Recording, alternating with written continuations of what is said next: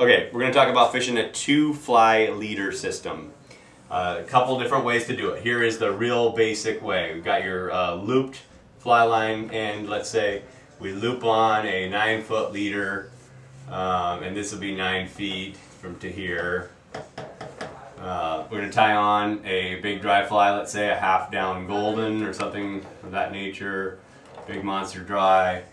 The one way to do it, and I think this is kind of where hopper dropper method started, and it works really great on small streams around here where you're not requiring the secondary fly to get very deep. If you want to fish a two-fly system and you want the nymph to just kind of trail along, maybe drop down below the column. If this is the surface, it drops down a little bit.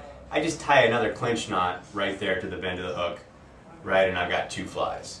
That's a real basic way. We've done that. The problem with that is if you run this really long, this is really cumbersome to cast. Or if you put a size 10 fly down here and a size 8 fly up there because you need it to hold this size 10 fly up, and you got this distance, it's just you're casting two really heavy flies and it's really a pain. So I'm going to talk about an easier way to set up a two-fly system that will cast way better for you. Fly line loop here, fly line leader, or fly leader here, 9 feet. I'm going to come up 5 feet at least, maybe sometimes I'll come up even higher, and I'm going to cut that leader right there and tie on with a blood knot. I'm going to retie it. So I've cut it and retie it, and that's what's sitting there right now is a blood knot. And what I'm going to do down here is tie on my fly, bossy bugger, of course. That's a nymph, and he's 5 feet from this blood knot. It's pretty heavy, maybe an 8 or a 10, could be smaller, but in this case, this dropper setup is set up for a large fly. I'm going to take a piece of 2X. Started doing this with Maxima, and Maxima's great, it's very stiff, but 2X fluoro or 2X mono, and I'm going to tie a double surgeon's loop with the 2X and loop, overhand loop on 3 to 5 inches of 2X.